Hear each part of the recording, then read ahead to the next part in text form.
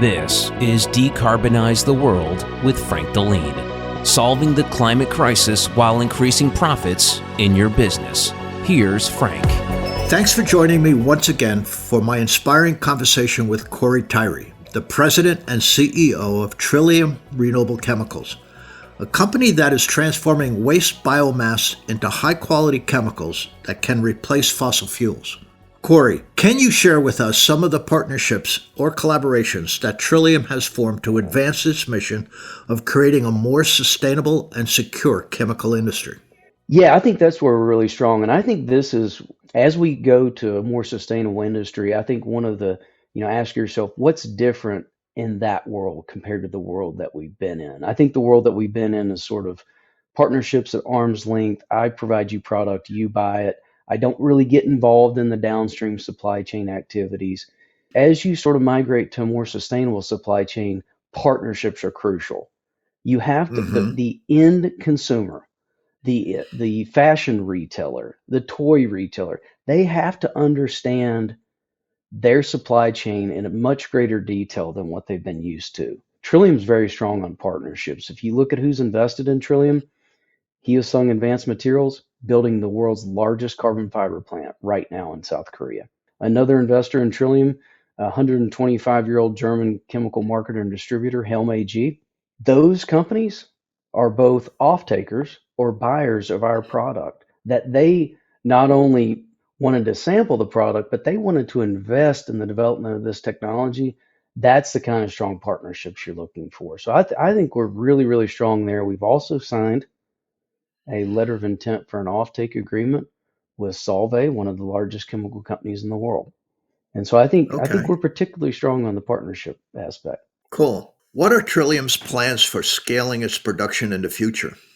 Yeah, so I think that in this industry, there's some golden rules of scale up. And as much as Trillium or others may wish they can break some of those rules, Frank, Right. these are the rules.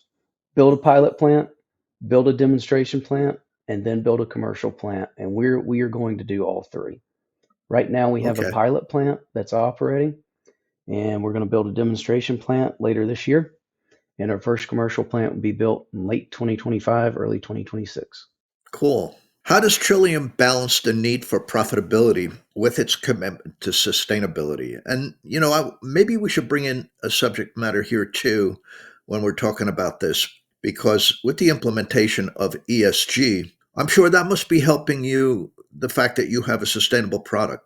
Yeah, absolutely. I think that, if you look at these end markets, how do you solve the problem? Well, the retailers and the finished product manufacturers, if you look at their supply chain, more than 80% of the carbon emissions are indirect or out of their control. So they've got to solve the problem, reach down into the supply chain and address the problem at the raw material level. That's Trillium, right?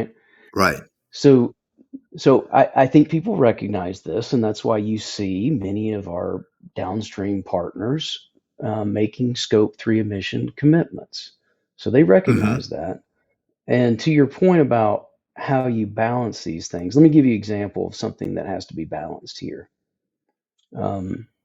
Trillium can drive carbon emissions lower and lower, right? We have a benchmark carbon emission reduction target for our product. That doesn't mean it's the lowest that it can go. We can do other things. We can buy blocks of solar energy. We can buy green or blue ammonia, which is another raw material for us. We can go down to the farm level and incentivize agricultural techniques that drive the carbon footprint lower for our raw material, but it comes with a cost. So there's the benchmark, and then there's the maximum achievable reduction. Will customers, or how many of the customers, will support driving it to a net zero product? We can get there. I think that's maybe the best example of the balancing act that you're asking about. Right. So how does Trillium measure the impact of its sustainable chemicals on the environment? So we will have a full life cycle analysis. We'll not only look at carbon Okay. footprint, but we'll also look at water intensity. Water, I think, is always an issue, and I think it will be even a Mm-hmm. bigger issue going forward. So we have targets for not only carbon, but also water. Mm-hmm. And we have a benchmark target and we have a stretch target. And we have life cycle analysis that will be performed by independent parties from cradle all the way to grave for our product Mm-hmm. that will show not only carbon but also water and other aspects of our product. Excellent. What do you believe is the future of sustainable manufacturing in the chemical industry? I think there's going to be a wide range of solutions here, and although I certainly believe Trillium is going to be successful in a big part of decarbonizing our particular chain, I think you're going to see a lot of actions. I think you're going to see companies in the market today, for example, do the following. They're going to buy blocks of solar power. They're going to generate steam from renewable natural gas. They're going to Mm-hmm. improve the energy efficiency of their existing plants. They're Mm-hmm. going to make incremental improvement to the existing plants. So I don't think the existing plants are going anywhere. So I think you're going to see those actions taken. Then I think you're going to see companies like Trillium bring to the market a product that makes a step change, not an incremental improvement in the carbon footprint of the product, but a step change, and that requires the use of bio-based raw materials and green processes. So I think I I wish there was a silver bullet, Frank, but I think we're going to see a wide range of solutions deployed to achieve the carbon commitments. Yeah, I agree with you. Can you discuss any potential regulatory or policy changes that could impact Trillium's operations in the future from either a negative or a positive aspect? There's a lot. There's a lot there, right? Mm-hmm. These raw materials, in our case, glycerin. What is the true raw material? Glycerin, of course, not found in nature, right? What is it made from? Well, in the U.S., it's soybean. In Mm-hmm. Asia, it's mainly palm oil. In Europe, it's mainly rapeseed. What are the policies around the production of those agricultural feedstocks? If the development of those agricultural products proceeds in a way that's irresponsible, right? For example, with palm oil production led to widespread deforestation in Southeast Asia. I think Right. most of that's been stopped. There's been helpful Mm-hmm. regulations. There's been a nonprofit institutions formed that protect and ensure against that. But we have to be careful that as these industries develop, that they're supported by policies and regulations that don't give some of these feedstocks a bad reputation. So policy is a key aspect of this, and I think what really matters is those regulations keeping pace with the development of the industry. So, what message do you hope Trillium's success will send to other companies in the chemical industry? Yeah, that's a good question. Here's what I think the message is, Frank. Lots of businesses are built on the idea that the future is not going to look like the past. The past in this industry was a new product is successful only if it brings a unique technical or cost advantage. I don't That's think that's right. necessarily true in the future. Okay. And this is why people invested in Trillium because they believe that bringing to market a product with a unique sustainability feature has value.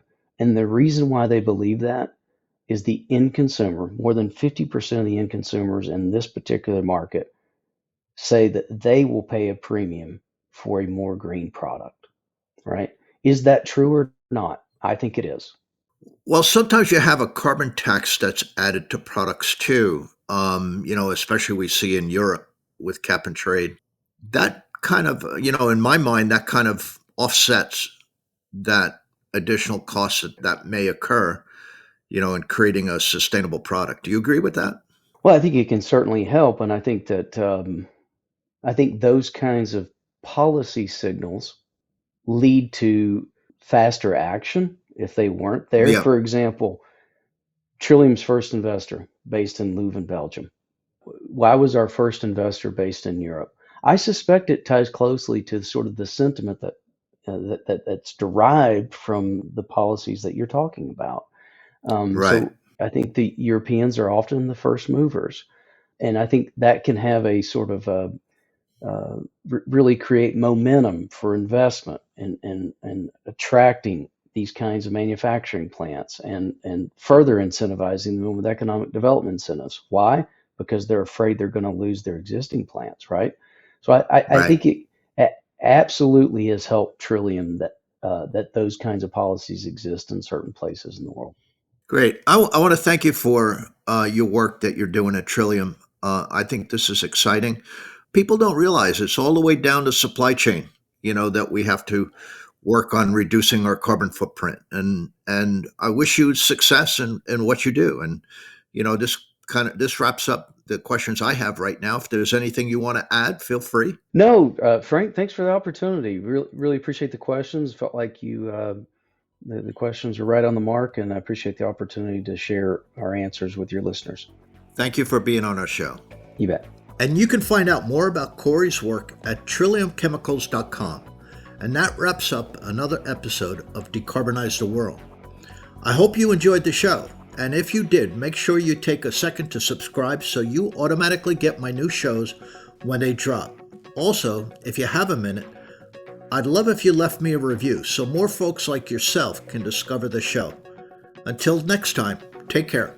This has been Decarbonize the World with Frank Deline. To connect with Frank and to learn more about clean energy, reducing fossil fuels, and increasing profits, go to frankdeline.com. Decarbonize the World is a production of Advantage Audio.